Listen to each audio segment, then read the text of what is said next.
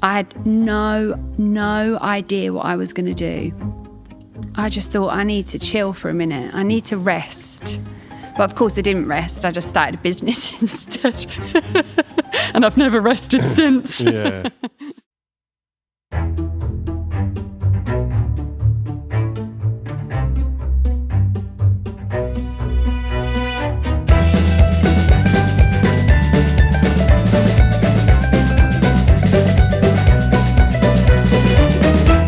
Hello and welcome back to JobsWorth. This week we are speaking to Leanne Reardon, who is the founder of Flow State Office. This week I'm also recording the intro whilst holding a cup of tea. This will be lost on you if you're just listening to this, but I've heard that the algorithm loves people holding cups. So it feels like a bad idea now, but anyway, I'm rolling with it. Leanne, I think out of all the guests we've had on, has had the most transformative change in her career. When we look back at what she was doing to what she's doing now, there are definitely through lines that make her perfectly suited to the career she's moved into. But yeah, it was a big change, and I think the events that led her to make that change will resonate with a lot of our listeners. Leanne is, I just think, a real positive force of nature. And I don't think she'll mind me saying this, I don't think she's quite grasped yet the impact and the change that she can make for other people too. I think she's brilliant at what she does. I've had experience working with her, and it was just lovely to talk about her journey to date. There you go. I've said that word again. If you've got your bingo cards out, her journey to date, her plans for the future, but also I think she is so incredibly good at setting boundaries for herself, which for a founder of any company or someone that works for themselves or someone that works in general is a really hard thing to get right. She, by her own admission, is not perfect and still has work to do. But I think some of the tips and advice she shares on this episode, you can stop listening and basically implement them straight into whatever you're trying to do, whether that's a business, whether that's a side hustle, whether that's just how you want to approach your life. So I really hope you enjoy this one. Please let us know, as always, what you are thinking in the comments, and stay tuned for next week. Okay, Leanne, first off, thank you so much for coming in. Really appreciate you spending your evening in the Hatch. Thank you for having me. You're welcome. We are going to start with the opening tradition on the podcast, which is the question, when you were younger, what did you want to be when you grew up? I always remember being in year 6. It was the year 6 leavers assembly. And we was asked to decorate over the shoulder sashes of what we wanted to be when we was older. So my peers stood up. There was a lot of hairdressers, a lot of footballers. I want to be, one boy was, I want to be an astronaut. And all I remember was standing up in front of all the families and the rest of the school, and I decorated this sash with knives and forks. And I stood up and said, I want to be a waitress when I'm older. Okay. Now, I didn't want to be a waitress. I had no desire to work in hospitality, but I think I just thought, I didn't know what I wanted to be. I had no dreams. I had no aspirations. And I just literally plucked something out the air, and I stood up on the stage and was like, I'm ready to be a waitress. Yeah. You were putting a stake in the ground though. You were making a commitment at that point. Literally. Right. Yep. And I feel like that thread actually really followed me right through to secondary as well. I was really, like year 7, 8 and 9, I was really lost. Like I was a lost kid, I think. I was very truant. Okay. Bunked a lot of school. Where did you grow up? I'm Benfleet, so King John. Okay. And I believe you're King John. I'm not King John. Oh. I was Rayleigh born and bred, so I'm actually Fitzwymart. Yeah, so that's how I know Sophie from King John. But I know a lot of people that went to King John. Yeah. So I was a King John pupil, but I was very truant. And I felt like it was at the time where truancy was really starting to be... I guess you were punished, and your parents started getting letters and all the things. So I really struggled with school at that time. And I remember I didn't I didn't select my, like your subjects, because I wasn't there. And then I didn't select my year 10 work experience placement either. Right. So when I went back in on a day, I remember it was a yellow form and I'd filled it in, I hadn't submitted anything. Everybody had got their placements, but mine got selected for me because I also wasn't there. Yeah. And so it was a bit of a lottery at that point. Yeah, I got the last, last dregs. placement that nobody wanted. Yeah. And it was actually that placement that then started the whole trajectory of my career. So I ended up in a special needs school for 2 weeks, year 10. I was a special support assistant in a local school. And that then shaped my career for the next 16 years. I then went into special education from that moment in year 10. So you could argue, if you believe in this, that there was a degree of fate and a degree of serendipity. Yeah. And if you believe that things happen for a reason, then that might have led to that point. Absolutely. I am interested because I think a lot of people will be listening to your experience of secondary school especially. Maybe they can't relate to the standing up with a decorated sash with knives and forks on it and claiming you wanted to be a waitress. But I think people's feeling a little bit lost, feeling a little bit directionless. Yeah. Maybe not necessarily bunking off school, but definitely feel like they weren't just applying themselves. But can you, looking back at that now, can you put that down to anything? I feel like I always had friends, lots of different pockets of friends. So that wasn't the motivator to go to school. Right, okay. I feel like after year 10, so I then went to school year 10. I had this purpose and I had this drive. Like I knew what I wanted to, I knew where I was going. I knew where I wanted, where I was heading. And that was on the back of the work experience that you did. Yeah. Once you'd done that, you felt like you had a meaning and a North Star to And then I did my GCSEs and I come out with A's. Wow. So if you're listening, kids, year 7, 8 and 9 doesn't matter. It's a free pass. But it gave me, it lit something up in me that is what I was here to do, and that's what I was born to do.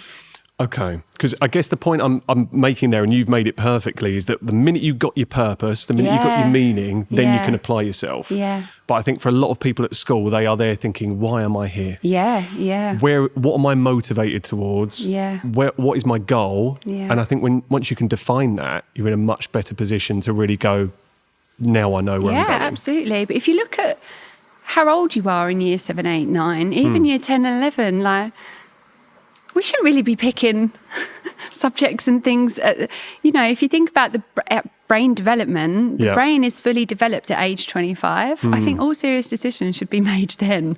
I think our expectation of young people now is it's not realistic. We should be learning soft skills at that time and learning about mortgages and debt and life skills, not what GCSEs you want to take. Yeah. I think I ended up in business communication. I don't even know. Business comms, economics. Don't use it at all. These are things Learned how to type. I think back when we were at school as well, there was a select few lanes that you could go down, which even if you got, and it's a big if, you got really, or any form of careers guidance, it felt like there were like 3 main avenues you could explore. Yeah. And the ones that you have mentioned, like maybe it's beauty, or maybe it's hairdressing, or maybe it's finance, or maybe Sports. it's banking or sports, so go and do PE or whatever it is. Yeah. But that was it. Yeah. And beyond that, there wasn't many shades of grey to go for. Absolutely. Definitely not the kind of smorgasbord that people are now hyper aware of or much more aware of. Yeah. So I wondered if there was anything you could put that kind of lack of application down to. But you're right. In year 7, 8 and 9, what are we, 11, 12, 13 years old? Yeah. Why? But also they're trying to, the education system now is just trying to fit us into a box. And some of us are a bit too squiggly to be put into a box. Yeah. Don't get me wrong, some people thrive, but learning all the subjects but I just think it's a really out of date system, and we have a really high expectation of just being, in a way, I'm pleased I was made to do work experience, and I'm pleased that I was made to do subjects, and I didn't hate school, but I certainly didn't thrive. I just survived at school. I'm an intelligent person. Yeah. I did well at school, didn't enjoy it at all. And considering how much of your formative years are spent in that educational environment, it should be an environment. The same like this. The whole purpose of this podcast is to try and inspire people to move into a work environment that they can do for however many years to come, that keeps them inspired and keeps them having meaning and purpose. Why shouldn't it be like that in our formative years? It shouldn't. School's a rite of passage, right? For most people, you're going to have to go through it. But why does that have to be so hard for certain people that maybe it's not designed for? Yeah. Me and Tom had a catch up when we'd hit a certain amount of episodes, which for some reason I now can't remember how many it was, but it was 2 years of the podcast. And Tom won't mind me saying this, his experience of school was one where he didn't, he went to school, but didn't necessarily enjoy learning because he didn't know what it was for. Like, how am I going to apply this? Yeah, what is the point? And if I look back on my experience, the one thing that shaped my career and my next steps was actually nothing to do with school. It was out of school, doing a work experience placement. Exactly, yeah, So, which is also out of your hands. Like it could have, imagine if you'd gone down another route, would it have done the same thing? Would it have set you on a 16-year career if you'd ended up? Yeah. I don't know. Funny enough, my work experience was also at school, and I was very tempted to then go and do a degree in teaching on the back of that, but I didn't go down that path. But you could have ended up anywhere. You'd But be a great teacher. I don't know. I'd lose my patience too quickly. I think you definitely need more patience than I'm able to muster. Based on the advice you were given, if you can remember any of the career guidance you were given, what did a proper job look like? Or what were you being told back then a proper job actually looked like? I don't actually remember any significant career advice. Okay. But I think conditioning and society's expectations is you go and get a 9 till 5. And I went off to college when I left school, and then I went straight into full-time employment. But I did really want to go to university. I really wanted to get my teaching degree, which wasn't available to me at the time. Right. My parents had just split up, and it was, it was important that I went and got a job, and it just wasn't the right time, and I've got no regrets there. Yeah. I did go get my degree in the end. Oh, brilliant. But I feel that when it comes to your career and advice, I felt like it was minimal for me. I mean, I can't say too much. I wasn't actually there to probably get the advice, to be honest, John. Oh, look, I was there every day, and I still don't think it was great anyway. I still really question the quality of careers guidance that anyone was given, even now. Yeah, I take my hat off to those who left school and went straight into self-employment or like building their own business, because it's a safety net. Well, it can feel like a safety net. Go get a 9 till 5, but also, I had that job for 7 years when I left college. I worked in another local school, and some of the best years of my life. The impact that I had. So regardless of the advice I was given, it just felt like the right thing to do. Okay. Leave college, go get a job. And there's something really special about that. When you get your first wage. I mean, I worked at Woolworths and Morrison's at college. Yeah. So the wage packet wasn't big at all. But obviously, when I started working full time, to have that wage. It teaches you work ethic, though, doesn't it? And Absolutely. it teaches you some of the soft skills, that you need to learn to get by in bigger organisations, Absolutely. right? Which you don't necessarily get unless you go into those Absolutely. jobs. Yeah. Okay. So when you came out of college and you had this seven years of employment, who was this with? That was at a special school, local. Okay, right. Okay. Another school. Yeah. And did you feel at that point you were doing something with meaning and purpose? Oh, absolutely. Yeah, and you had that driver and that motivation. Yeah. Okay. I probably a little bit too much motivation. I ended up with 3 jobs, probably 4 at some point. Okay. So I would do the school run. So the buses would come and pick the children up. I would then be the assistant on the bus. So the school bus would come and get me, would go pick up all the children. I would then go to school for the day with them as an assistant. I would then get the bus home.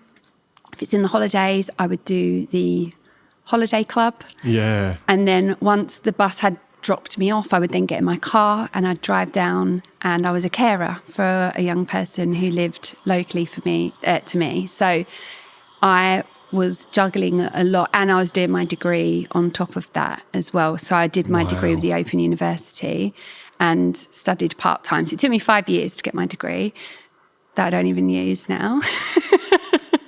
But again, I think... But, at the time, it felt like the right thing to do. It felt like the next, the best next step. When you went back to university, what was the driver around that? Did you feel like it was a box that you needed checked to go back and do that? Yeah, I felt like my degree was going to open more doors for me. I knew I wasn't going to remain...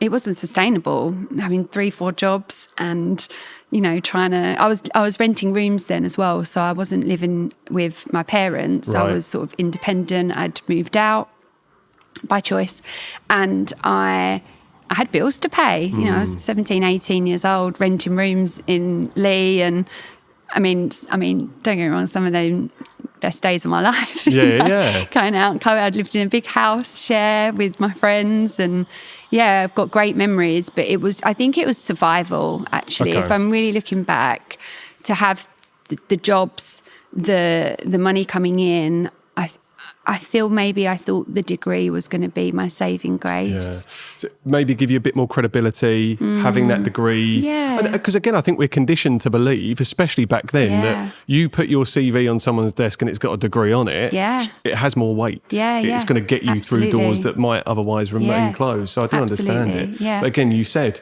you're not using it now. No, and I honestly, I don't think I did ever use it, because my career changed very quickly. So I don't think I ever used it. But I've got no regrets. Yeah. If you think about the skills that I learned doing 5 years of, essays and... Just the work ethic, again, Absolutely. the drive, being able to multitask, being able to compartmentalize parts of your life to study alongside doing jobs and earning money. Yeah. It's a huge experience to have. So you can look at your qualification and think, okay, well, it was underutilized. But the process of getting you there means something and is relevant and is important and would have been foundational and formative for what you then went on to do, whether you can always connect with that or not. Yeah. So I completely agree with that. I definitely think it goes back to that conditioning that university definitely then was something that, that's going to give you all the weight that you need to go and do what you need which to I do. don't think that's true now. It's definitely not... From my perspective, it's not viewed in the same way. Like my kids are too young at 7 and 4 to be having conversations about university just yet. But God knows what university even looks like by the time they're old enough to think about going. I think for young people as well, the financial implication, and that's why I didn't go. You're right. Because I couldn't, depending on, I didn't even look into it because I could have got funded and bursaries and things like that. But you need to have accommodation and get started. You'd need a cushion of support there, and it just wasn't the right time. It wasn't the right time, and I think I was enjoying full-time employment as well. A lot of my friends went off to university and I went straight into work.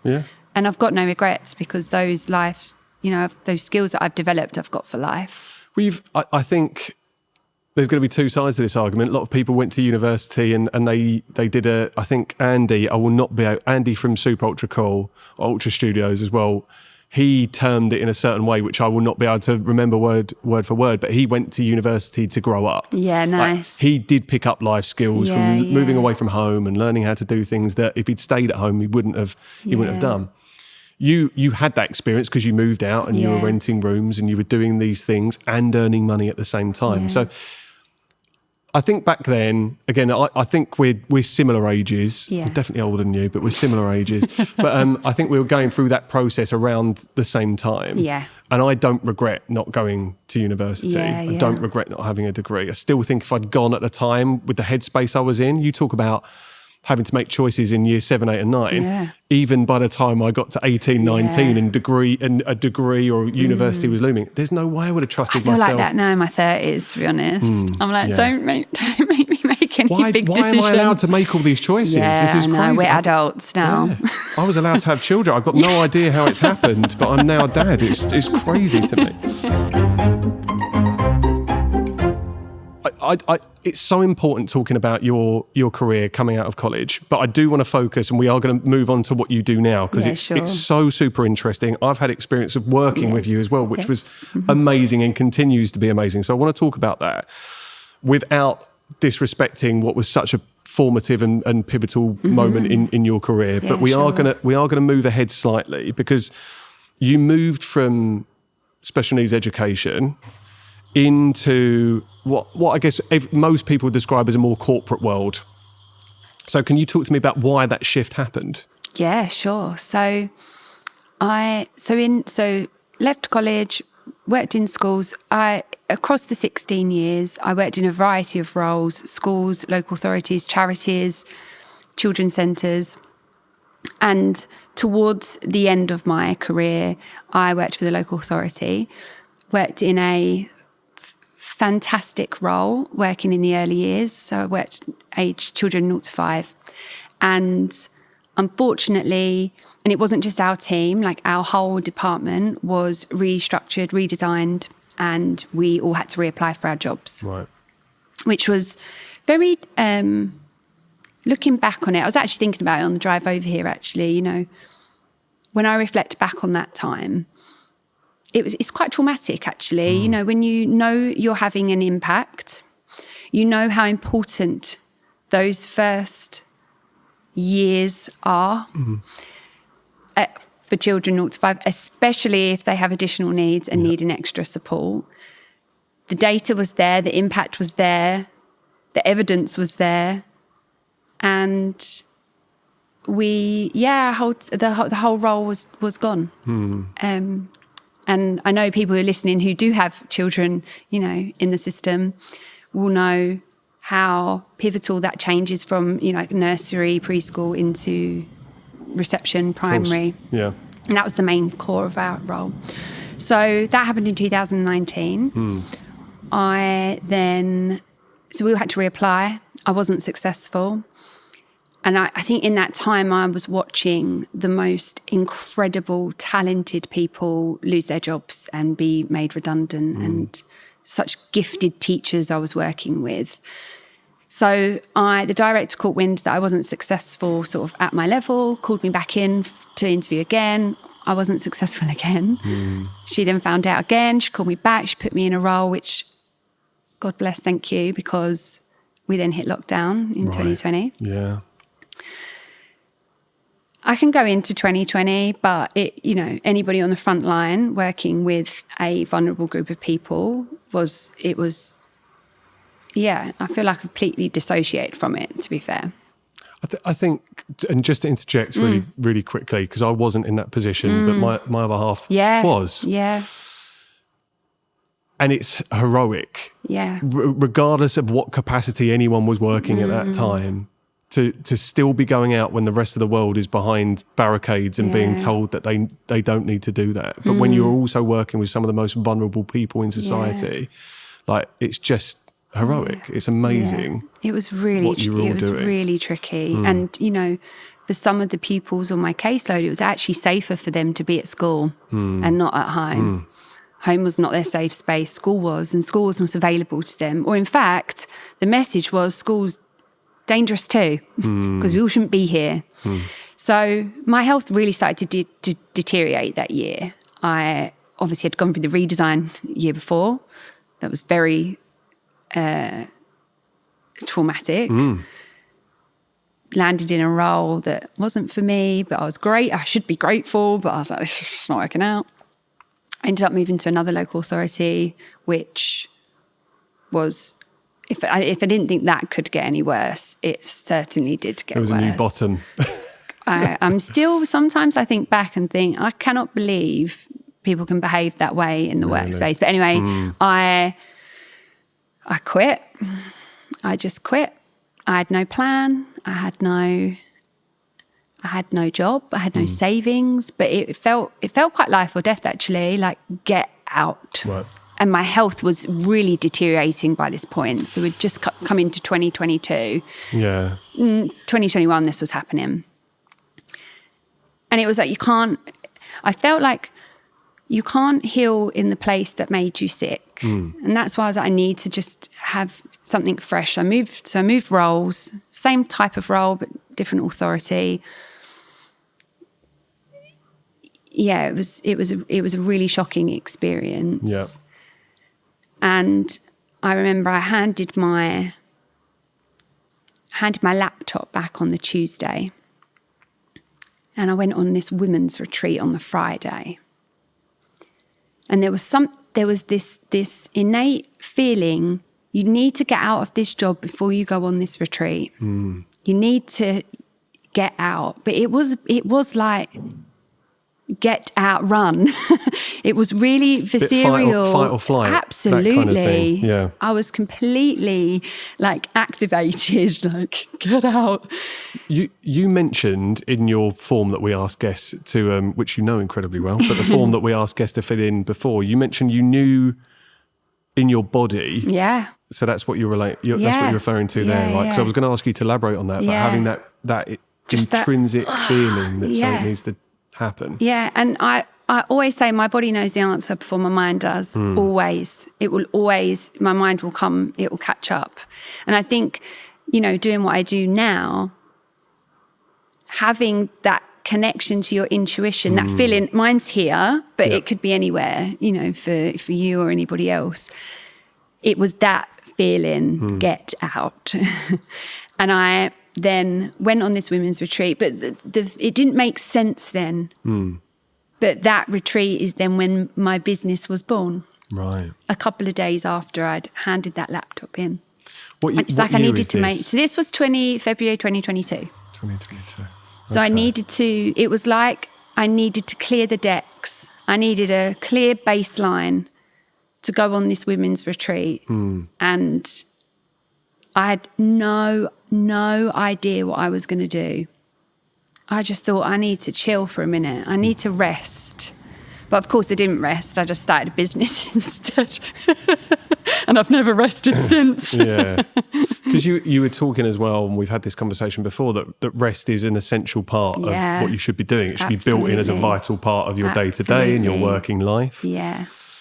I'm going to go on to talk a bit more about maybe your experience and whether you've experienced burnout before. It definitely sounds like that was what was happening before you then left that job. But I'm sure as someone that's running their own business and has run other businesses that you've experienced it as well. Yeah. But I'll ask it now. Do you feel like people have to get to the point where they feel like it's a bit life or death, or they feel like burnout is approaching or has hit before they realise, I will not let that happen again, and almost reverse engineer a solution after that? Because I have conversations with so many people that haven't yet done it, and I'm saying these are the things you need to look out for, and I can see behind their eyes that maybe it's not going to hit home until it happens.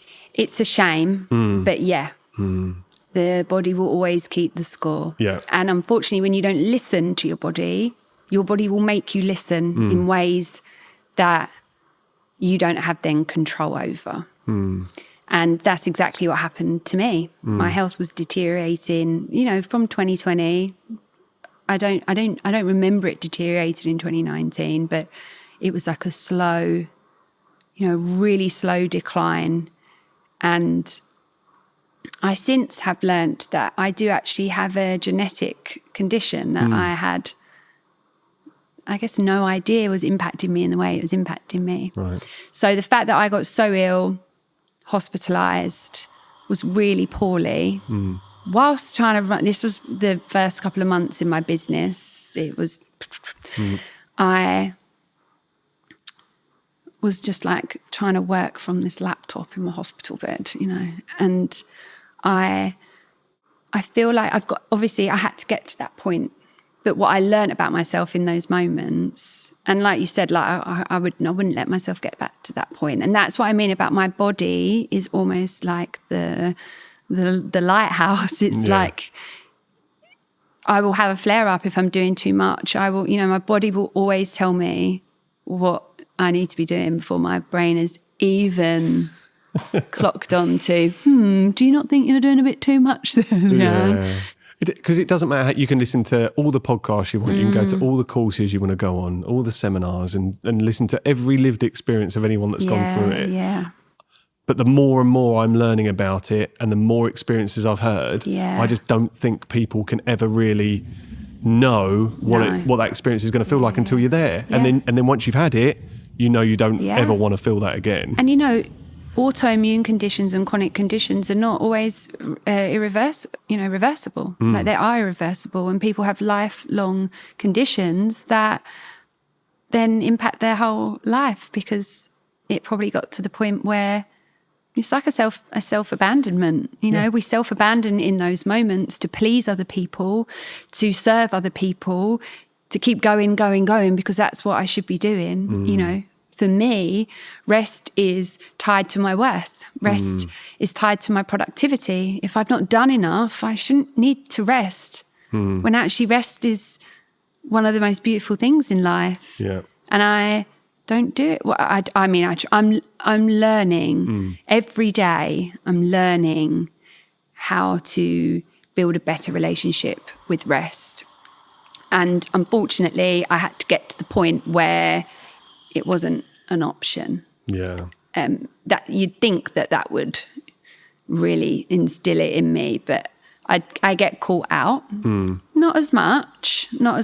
I feel the systems and the support that I've implemented in my life has allowed me to keep my business going whilst I can rest. You know, it's about having it's about having systems in your life that can support you to have things keep moving whilst you are resting. You don't always need to be on, you know? Yeah, well, that I think for a lot of people that run their business is the problem. And it's, again, a through line for every conversation I have for anyone that has started up on their own is that they always feel like they're on. Yeah. And it's a very disciplined person or someone with systems in place that can say to me, hand on heart, I feel like I've got the balance. Yeah.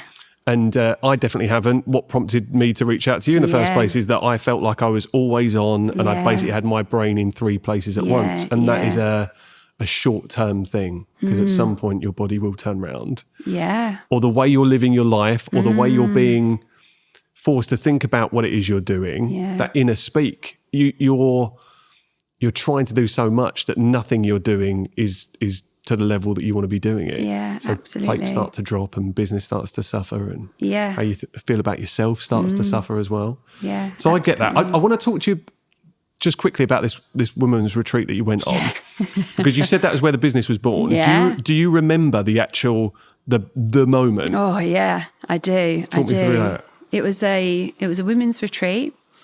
It was all about embodiment and just a true homecoming to yourself, and really about the layers and the it's almost like the tapestry of our story and how we can pull these threads and feel what we need to feel in those moments, and then fill that space back up with joy and light. And it blew me wide open, this retreat. And it was the last day at the breakfast table, and the owner of the retreat, her name was Rebecca, we just had this moment, and I said, tell me about your business. And I said, I'm really good at these things, and I'm thinking of like maybe I need to go into some sort of administrative, or I think in my mind I was like, if I could just do some basic admin in any role, I could detach from work and rebuild my life a little bit and get some hobbies. And that working in special education, that especially that last year or two, it took a lot from me.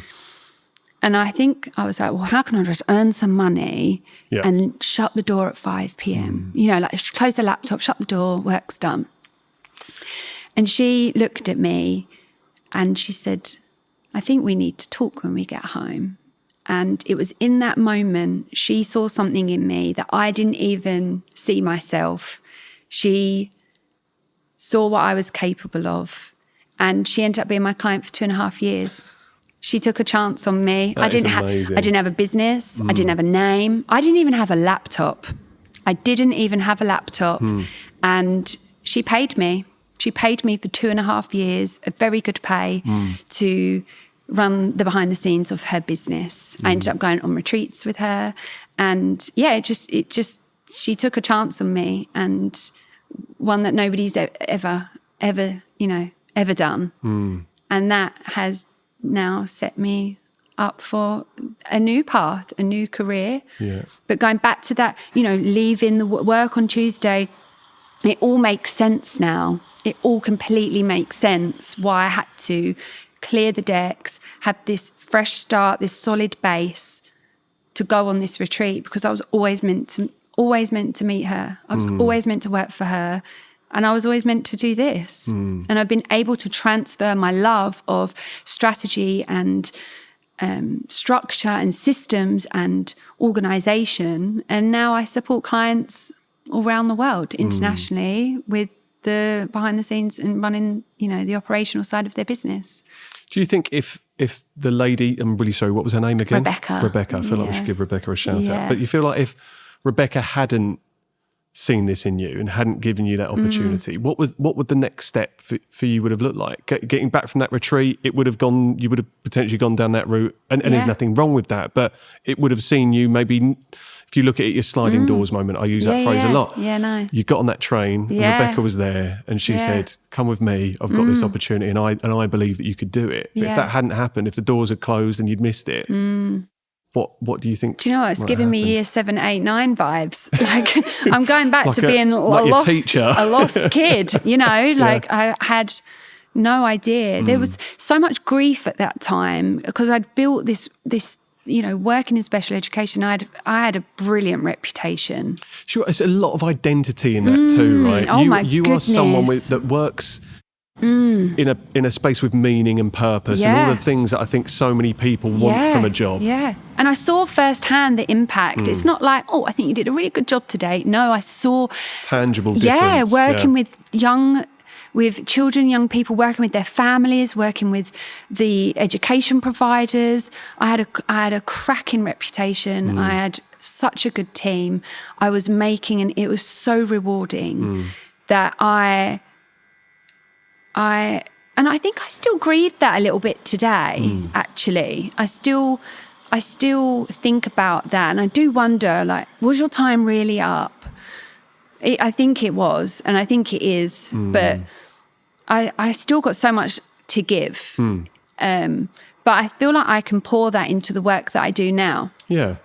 Because a lot of the skills that I developed over those 16 years is exactly what I use now. Well, you can see as well, because I think after being introduced to you, you can see from the message you're putting out on social media that I think there are people that might offer, let's say, a similar behind the scenes service to help companies run. Yeah. What I love about the way you do it is that you're genuinely trying to connect on a human level, and you can tell that it's the human behind it. Yeah, the systems and tools are there, but what you're trying to do is connect with the person to say, you don't have to operate like this, and there is more room to live and rest. There is another way. Yeah, absolutely. Exactly. There's another path that you can go down, and work doesn't have to be absolutely like it is at the moment. I feel like what makes me stand out is, when I worked in special education, and if anybody knows, there was the early years foundation stage, and then there was the SEND code of practice, and in that was the unique child. So it wasn't this cut and paste approach, strategies. Every child with SEN had a unique individual plan, and that plan was strategies, resources around that individual child. Not, this group of children is going to work towards this. No, it was completely bespoke. And I have created a framework now in my business that has that same approach, because all I have is clients come to me, I bought this template, I went on this group program, and it's this cut and paste approach. Do it like me, be like me, run your business like me. And then people can't figure out why they feel so unaligned or feel so burnt out when they're, again, it's like round peg, square hole, which I feel is a theme here, because it felt like that at school. But it's what I found was going through education, going through, so I have my own education, working education, it's round peg, square hole all the time. It's fit into this box. Even if you don't fit, we're going to squash you in, and that's how you need to be. And then I come into the online business world and everyone was trying to fit me into a box and squish me into this box. Be like me. Do, if you want to scale, and all these fancy buzzwords. Yeah. And I just was like, hang on, I've left this sector that is, it got better over the years, but not very open to meeting the needs of the unique child. Yeah. It's like, well, if that child don't fit in here, then they need to go to another school. Here's a box you need to get in. Absolutely. Yeah. The business world's exactly the same. I think a lot of that advice is almost white labelled, isn't it? It's basically, here's my formula. Yeah, and here's my framework. Framework. Yeah. Here's the way to do it. Here's the workflow. And if it doesn't work for you, there's something wrong with you. When actually there is a unique approach, a bespoke approach needed for every business. No one business, because you've got different needs. You may want different things. You may have a different set of goals. And that's where I see people trying to apply systems and even tech to their business that their mate or Sally online told them to do, and it doesn't work for them, and they think they have failed. They think there is something wrong with them, when actually you're just trying to fit into somebody else's formula. Yeah, that's a really good take, and we're going to go on to talk a little bit more about what you mean when you talk about systems as well. Yeah, sure. I do want to touch upon just quickly before we move ahead. Something you mentioned on your form was about people pleasing, and that maybe you'd fallen guilty of this in the past, in that you were too busy people pleasing to then necessarily be aware of those check-ins. As you say, you've experienced this feeling of burnout and feeling like your body is telling you something. And I thought this was a really interesting point, because how do you define the difference or the line between people pleasing and being really good at your job? Yeah. When so much of that is tied together. Yeah, it's a very thin line. So many of the results you get and the wins you feel and see and are tangible are connected to people being pleased. Yeah. You have to be very boundaried with that, right? I'm sure it's something you continue to learn how to do. Yeah, absolutely. But I just wanted to ask that question. How do you define the line between those things? I think for me, boundaries is key. Don't get me wrong. They slip sometimes. There's a difference between going over and above for a client because that's what the business needs, then completely abandoning yourself. And again, my body will tell me if I'm excited to get on and be like, is when you let your boundaries slip and then you start feeling shit for it, It's like, why have I done that? I didn't want them to be annoyed with me. I didn't want them to upset me. And, I find having boundaries in your business, I'm very grateful that I've got my own systems that allow me to be boundaried. Right. It's very rare that I then have to do the work and then put a boundary in place. The boundaries are set from the get-go. I've got very streamlined onboarding system, contracts, what I expect from you, what you expect from me. I find I probably have always been a people pleaser in my life, like prior to business. And I think that comes from having an anxious attachment style. Right. Like, if you're okay, I'm okay. Yeah, got you. If you're happy, I'm happy. And you could call that codependency, but I actually think I'm just really sensitive energetically. And I will pick up on your feelings and I think they're my own. And I sometimes even walk into a supermarket and I'm like, whoa, there is a lot going on here. But I can feel, I feel everything. Yeah. And people can be like, that's a gift. Yeah, if you know what you're doing and how to control that. So when it comes to business, it's those systems that allow me to be boundaried and that I can get feedback in a solid way and look at the impact and look at the data without having to rely on how you're feeling. Yeah, understood. So if I handed a project over to you and I didn't hear from you, I've got a system in place where I'm going to then get feedback and find out what's working and not working. How was your experience? How can I get better? Then that allows me to be like, I don't know what the word is. You might have to cut this bit out, Tom. No, don't be I think it's nice to see. Like solid. Yeah. Like no, grounded. Yeah. Grounded in my beliefs. Because then you're not dependent on the other person saying good job, because you I know I've done a bloody good job. Yeah. Because people pleasing, the danger of it is any given day, everyone's bloody different. Yeah. Everyone's expectations ebb and flow depending on their mood and where they're at. Yeah. So having that is a realistic expectation. And I think it's a really important message for anyone listening. Yeah. If you can set a baseline of what good looks like and what success is and how you define that yourself, then you can walk away happily from any situation knowing I did everything that I did my best. Yeah. Absolutely. And the core of that and the root of all of that is self-trust. And if you don't trust yourself in your business, no one's going to be able to trust you. It actually is an inside job. It starts with you. It's a really important lesson. Yeah. And if you don't mind me ask, well, I'm not going to ask. If you don't mind me saying this, it feels like you've done a lot of work to get to that point where you can say that.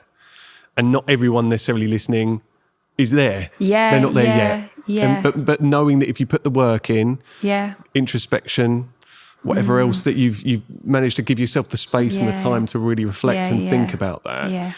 But you can tell you're talking about that from a position of experience and having put the groundwork and the mileage in to really think about, okay, now I can say this from a point of, having lived it. Yeah, absolutely. And when it comes to business, 80%, in my opinion, is mindset. 20% is strategy. Yeah. If you can believe in yourself and know, I don't want to say the word triggers, but, I have a mentor who always says we're all just walking around with a map of the world. And if you can learn that and learn your map and why you behave the way you behave and why you respond and rebuild those neuro pathways to want more things and better things in your life, then that has been the best thing that I've ever invested in. Is the mindset and the subconscious work that will lay the foundations for my business. Yes, strategy is needed, but it's not, you can strategize. If you don't have that balance of intuition and knowing yourself with the intellect of the data and the analytics and the, I like to call them like the money generating stuff in your business. Yeah. You could be all over here in one camp and it all be about the data, or you could all be love and light and, I'm feeling like I want to do this today. It's very polar opposite. If you could, when you combine the two, that is, in my opinion, where you would be the most successful CEO. What is it the Mike Tyson quote where it says everyone's got a strategy or a plan until you get punched in the face? Yeah. And it's having the tools behind it, to the resilience and being able to roll with that to then be able to come back again. Because otherwise the first hit, you're down on the floor. Yeah. Having a business is a mirror. Yeah. And we don't always like what we're looking, we don't always like the reflection. We don't like what we see. It can be really, really difficult to know, especially if you're a service-based business and clients are, leads maybe drying up or no one's really buying your offer or, it will be your map of the world. It will be your experience. And really what happened to you age 0 to 7 as well. That's where those neuro pathways are built and what we are truly, truly know that we are capable of. Some people just think this is not available to me. It is, we just don't have the neuro pathways to access. And you can go back and rebuild them. It's fascinating. And I'll tell you, it works. I promise you. Well, it's a really empowering message. I'm going to be really honest. I buy into what you're saying. Through years of therapy, of rebuilt neural pathways that maybe weren't there in the first place too. There will be a contingent of people, and I'm not judging them for this, that will be listening to this probably thinking, what are you talking about? She's crazy. But I think it's important to say, because if I am an advocate for exactly the same message you're putting out there. So if someone listens to this from that side of the fence and is just tempted to think, well, actually, no, you're right. And if you're fortunate enough not to have experienced something like that, then great. That's brilliant. Absolutely. And I'm very happy for anyone listening. But I think it's important to say that maybe not everyone's going to be listening to that with a really receptive air. And it's just about being open-minded. I think so. It's a work, it's always, it's not a one and done thing. Yeah. I could be sweet for a year, something happens and I'm like, whoa, that has really, why am I feeling that way? Yeah. Why have I reacted in that way? And then that's when you need to, not always deep dive, not everything needs a deep dive, not everything needs healing. Sometimes it's just that. sometimes it's just the human experience. Yes. But when things are chronic or repeating, that's then when we've got to have a little look in the mirror. Yeah, when you're hitting the same speed bumps over and over, then maybe it's time to just ask some questions. Why does this keep happening? Or be curious about it. Yeah, just be open-minded for sure. Okay. Hello, it's me again. I'm still holding my cup of tea. It's cold now, but I'm embracing it. If you are enjoying this episode, and I really hope you are, if you could take 15 seconds just to rate and review the podcast or subscribe on YouTube, give us a follow, send it to your friends, your mum might like it, your friend that you haven't spoken to in a while, it might just be nice to help you reconnect. Send it to them. I will be eternally grateful. I will let you get back to the chat. Thank you so much.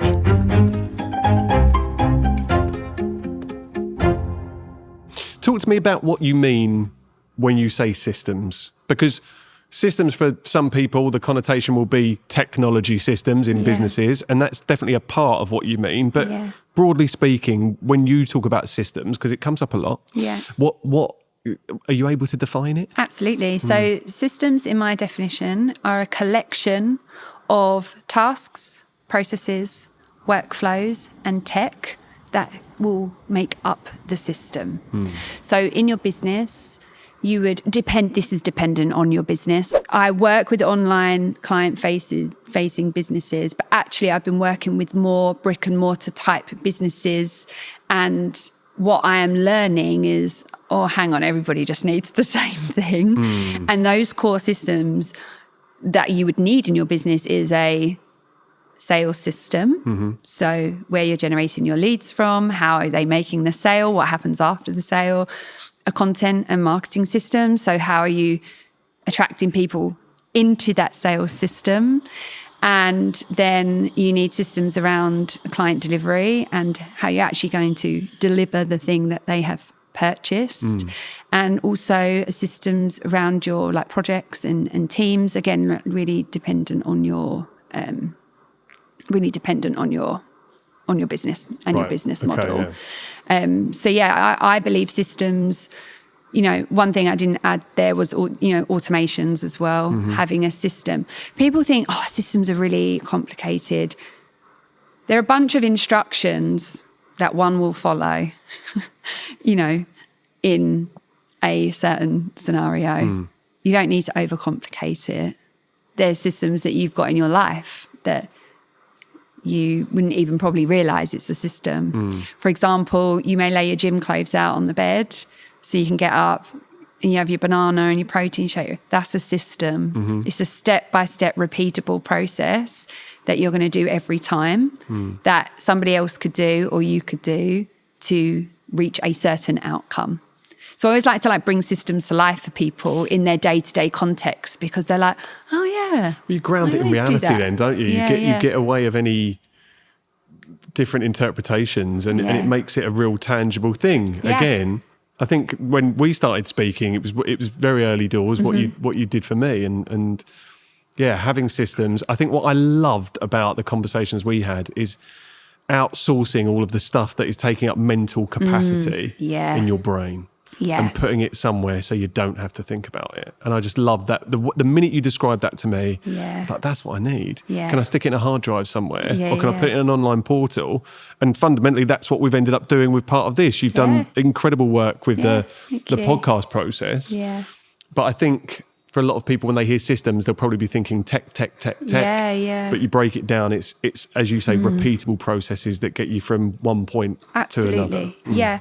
And though that, carrying everything in your brain, it works until it doesn't work, And I think a lot of founders start off like that. I mean, I certainly did. I don't think it's not unnatural to start off with holding everything. But I sort of liken it to having cups.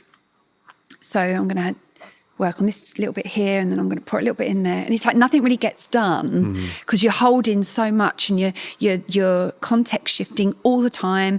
You're jumping from task to task. You're holding this, and then I've got to do this, and then I've got to go here, and then and then you forget about life stuff, on top of business related tasks. The beauty of getting it out your head and into a place that doesn't have to be a fancy tech system. It could just be a notepad. You're freeing yourself up knowing that is parked. I mean, I would recommend putting it in somewhere that you can then go back and action and hold yourself accountable and set a date and assign that task to you.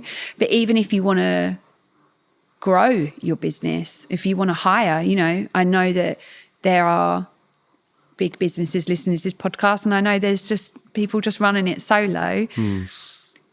Wherever you are, whatever stage of business that you're at, even to get into the habit of emptying your mind and putting it in some kind of order, you're more likely to complete those tasks because you can set a focus time to go in and be like, right, okay, that I'm going to batch and get all that done. You're just going to forget things. It's not a normal way. It's not normal for the brain. The brain wasn't designed to hold that amount of information in that way. Well, it's even worse, let's say, than 20, 30 years ago, right? Because the onslaught of data that we are exposed to and information all the time is so much higher than it's ever been. We'll just use social media as one example. Yeah. And I was going to ask about how realistic you think the expectations and the pressures of whether you're a business owner or someone working in a company with things to do. Yeah. But how realistic are those expectations half the time that we're putting on ourselves? Yeah. This pressure that is coming from us, and we're perpetuating ourselves by poor self-speak and all these things, and we're not productive enough and we're not getting enough done. But it's just, I know the answer. It's not realistic. No, it's not. I actually think we're killing our brains. I really do. With the amount of input and information, our nervous systems were not designed to be exposed to the amount that we are exposed to. Yes, there are world tragedies and things. We weren't meant to know that Jane 5 streets down, cat's gone missing.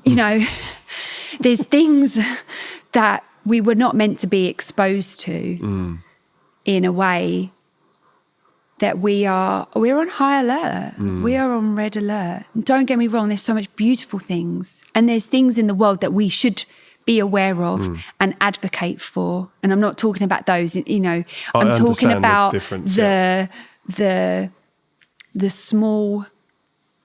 They compound, right? It's little micro things that we would never have been aware of that compound over time. Yeah, but that shapes our experience. It's overstimulating. And I think when we're scrolling, we're like, oh, look, that's great. Someone's had a birthday. And then I'm crying over this thing. And then, oh, that's really sad. And then I'm happy again. And it's like this roller coaster of emotions that we get from our phone. And then we're like, can't work out why we're all so fatigued.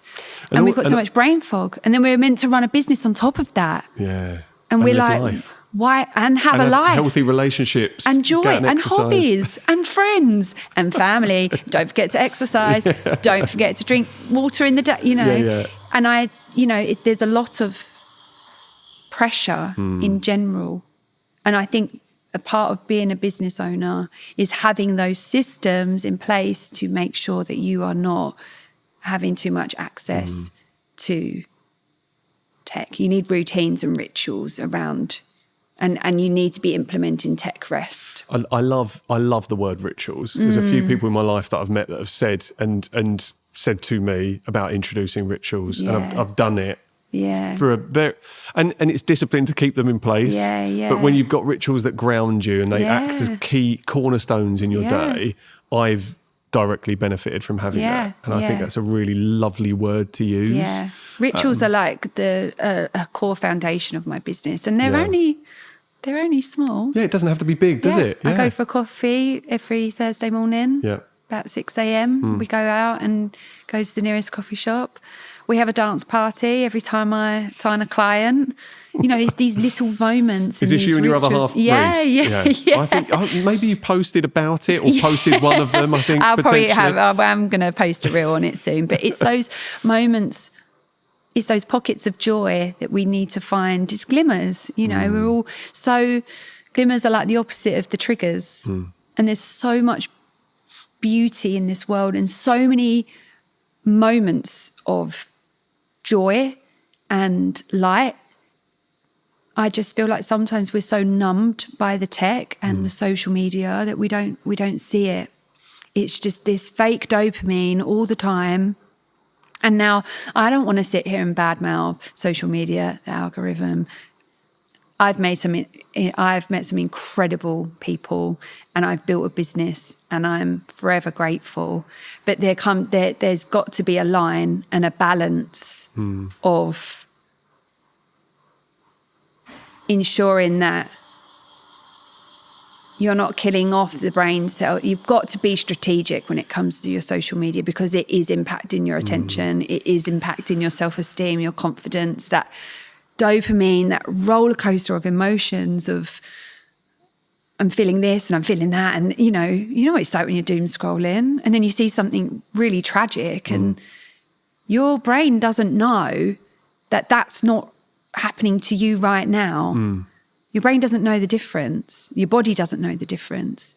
So we're just feeding off billions of other people's experiences and we wasn't designed to be like There's that. a lot of cortisol being created from sitting in your chair and looking at a screen. And that's a terrifying thing, isn't it? I think. Yeah. So no, you are completely right. I think there's boundaries, there's systems that need to be introduced. I think using words like glimmers is just a lovely way of framing it. Yeah. And I know as someone that's been running a business for 6 years now, I don't necessarily give myself enough time to celebrate those. Yeah. And it's always what's next. Yeah. Again, conditioning allows us to We believe just move that. in the goalposts, aren't Yeah. we? We hit one goal and we're like, well, that's not good enough. The rung of the ladder just gets higher. Yeah. So let's go up again. Absolutely. And I would like to think I'm training myself and to know and be able to define what enough is. Yeah. And that's what we do a lot on the podcast. Yeah, I ask nice. that question, how do you define what enough is? And again, people that run their own business, I don't think necessarily know the answer yet. No, But it's something no. to think about and keep working on. Yeah, it's your life's work. Yeah. Yeah, it's never a one and done thing. So just quickly, because you use this word and I've never related this word to business before. I was speaking to my mum ahead of this podcast, as I often do. I speak to her every day. It's sad, but because she sends in a question. But she was very familiar with this term in business. But seasons, I've never heard seasons and business connected, unless you're in farming, maybe. So what do you mean by seasons when it comes to business? I truly believe there is a season for everything. And how that relates to business is I break it into sort of two categories. You have your hustle, your hustle season, intentional hustle, because it's hard work. And it's good hard work as well. But long term, it's not sustainable. You know, when we go. You then have your hibernation season, which is a time for reflection and introspection. And I like to look at hibernation season as like a pulley car. You know, when you pull a kid's car back. So we'll go backwards first. Yeah. Right? And that is then when you can work on the behind the scenes of your business and the reflection and plan and lay the foundations for your next season. Now, for me, I have always found, you know, we're moving into autumn at the time of recording this. And I think we're all naturally We do. We naturally slow down. We're no different to trees and nature. The leaves fall off the tree. You know, everything slows down. The days get shorter. I have found previously that's my time to hustle. Really? And it's actually in summer where I like to slow down a little bit and really look at where so you have like your inner seasons. They're not seasons. You could be in line with the actual seasons. But for me, seasons in business is about honouring where you are at with intention.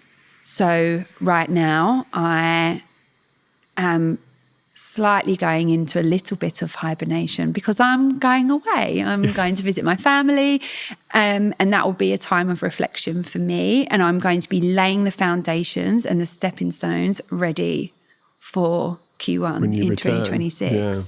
That doesn't mean I stop. I'm not stopping client work. It's just a different energy behind it. And we need those. You need that ebb and flow in your business. It doesn't have to be 10 out of 10 energy all the time. So hustling in your business could look like, and I think people think I'm not here to hustle, but I always like to call it intentional hustle. Could be rebranding, could be launching, it could be running campaigns to get new clients, it could be a new, I'm making this up, could be like a new offer, you know, there's intention behind it and it's a go, go, go energy and you pour everything into that. You can't do that 24/7. Now, like I said, your seasons may be in line with the seasons. Yep.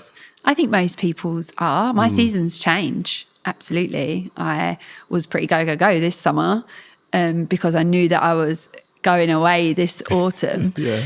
But it's about tuning in to what you are needing in that time and not think that you're a failure because you want to take a step back. Again, I think that's heartening to a lot of people. I feel like in my actual business, the one that pays me money, I feel like I've been in hibernation mode for a long time. Interesting. Yeah. But more like bear in a cave somewhere falling asleep and not necessarily planning and everything. But I definitely think there's ebbs and flows of energy. Yeah. And I know right now for me, a lot of my energy, I'll be honest, goes into this, the podcast and what we're doing and the movement we're building because I genuinely have a passion for it and I love it. And then maybe at some point my love and my drive and that next season, let's call it summer, will hit my recruitment business and I'll be ready to channel that in again too. But I do think, again, the inner speak, it's easy to come up like, come on, maybe it's time to call it a day and maybe it's time to stop. You don't have to be in love with it every minute of every day. That's exactly it. It's paying your bills. It's feeding your family. Yeah. You've got a roof over your head. And that's okay. You're okay to plod. Some people do just want to plod. It's again, when it becomes a speed bump that you're constantly hitting or it's a recurring thing that you have to really look at it and affect some change. And again, listen to that intuition. Is this really deeply unaligned or am my focus somewhere else? Yeah. For me, I know that I'm actually moving into a season. I need some hobbies. I feel like I rebranded this year and I stepped off the plane in January and I went straight into my rebrand. It took me 5 months to build the brand, the strategy behind it, photo shoots, design, all of it. I launched in May and now my feet haven't touched the ground. And I miss myself. Yeah. I miss me. I want to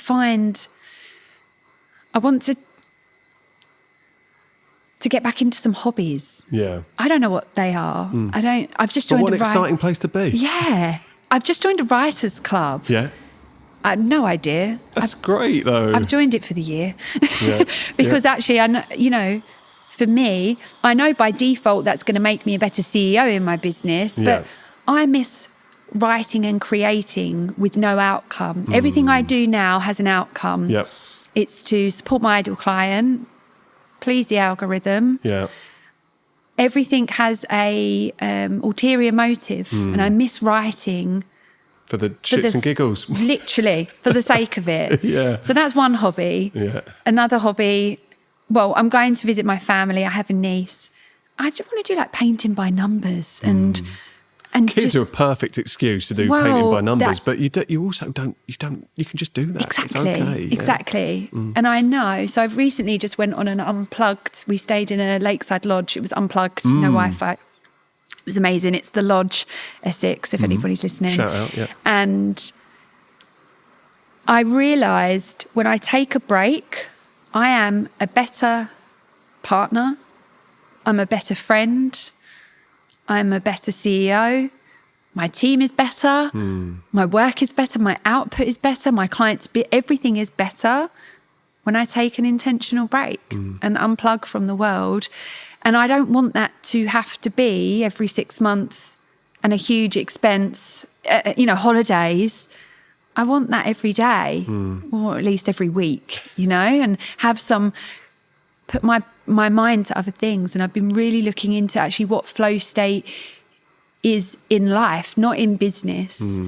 And that to create with no outcome and to be so absorbed in something and you're not context shifting and that's flow, thinking right? about and you look up and hours has passed and I've been in such this beautiful mindset and this beautiful place of just creating.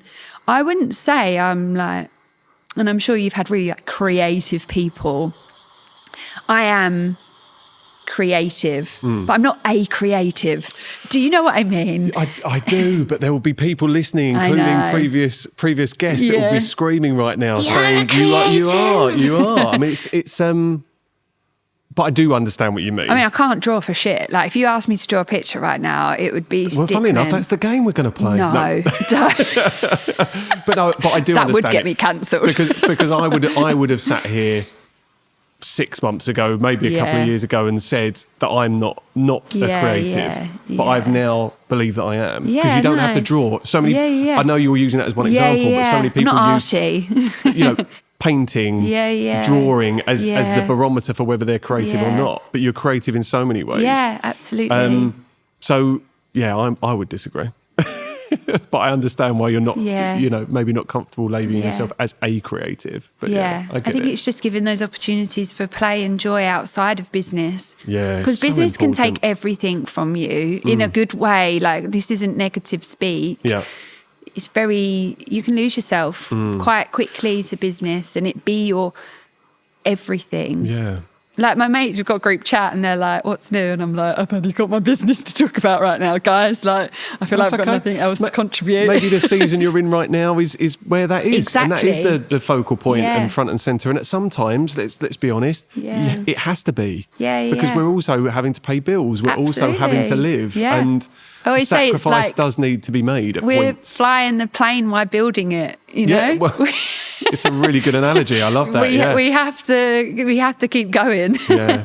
There's 2 points I'll make. We have spoken to a lot of creative people. I think there is something really liberating for these creatives that have transitioned, maybe not fully, but away from creating to a brief to be creating purely for the sake of it. And they love, if they are real artists, they love going back to that. They will know everything about flow state. Exactly. Mindfulness is linked to flow state, right? Just getting into this zone, I guess, is another word you could use to describe it. But I think that's a really, really common thing. And writing, similarly, not writing because it's a post or a caption. I find exactly the same thing. We do the post for YouTube, we do the post for the Instagram post, all of this stuff. And I love creative writing. I love writing poetry. Yeah, you're a really good writer. Thank you so much. I mean, I am too self-deprecating to accept that compliment, but thank you for saying it out loud. But I love it, and I can write for the pure hell of it. Yeah. And it's liberating to be able to do that. So I think it's really important. Yeah. I'm going to ask you one more question, and then we're going to go on to Mum's question. Okay, I'm really excited for that. Okay. I hope she doesn't disappoint this week. I am going to ask you, what is one system, and it is going to be tech related. Okay. If you had to recommend one system people should be using, what is it? Client onboarding and client delivery. Mm-hmm. We would always have, any business will have some kind of exchange for something in exchange of money. Your delivery, whether that's a product. I'm trying to relate Or this services to anybody or, that's listening, whether you're brick and mortar, product, service. I feel some businesses think, I've got the cash, that's it. But client experience is from the minute they enter your world right until well after said product service is complete. That's what they're saying about you in the future as well, right? Absolutely. Yeah. And to have a system where, for example, I just walked in here and I'm onboarding a client. My system's doing it for me. I know my people are being taken care of and I don't need to be switched on. And that can be really easily created. That is not, there's some platforms and you could be doing this for free and setting up automations in your business. So for me right now in the season that I'm in, I would say, if you're listening and you don't have some kind of onboarding system or step-by-step process from the minute they enter their world, into your world, to actually converting that client person, deliver. I think people think that I've got the money and that's it. That after... Totally part of the journey, right? Absolutely. Because how you treat that, I'm not saying you treat them terribly, but when you're juggling 10 different things and you don't know where this person's at or, what deliverables I've got and I can't remember what that person needs, that requires a system for you to A, keep on top, B, your people need to be heard and seen and taken care of. And I always love the example of Uber. There was a study done on Uber and why it was so successful, compared to like your normal black cabs in London. And it's because the user could track the car. And it's like, it's this peace of mind. I know what I'm getting. I know what I'm entitled to. I know the delivery. I know when I'm getting my whatever, whatever they've paid. It's no different for your client experience to have set expectations and standards in your business of when you're delivering A, B, and C.